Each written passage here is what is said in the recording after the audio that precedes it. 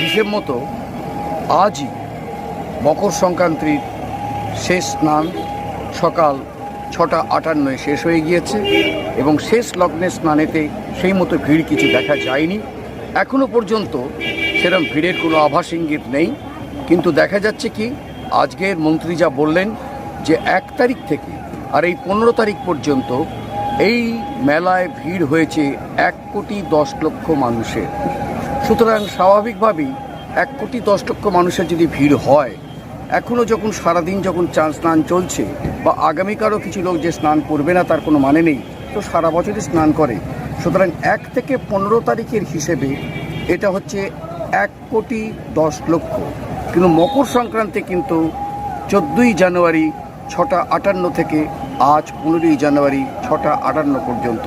সেইটি দেখা যাচ্ছে সাগর সংগ্রামে পুণ্য স্নান মকর সংক্রান্তির মহাসংগ্রামে।